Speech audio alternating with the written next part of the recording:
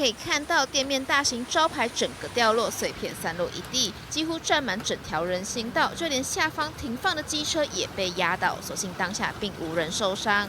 有砸到人吗？摩托车砸到摩托车，几台？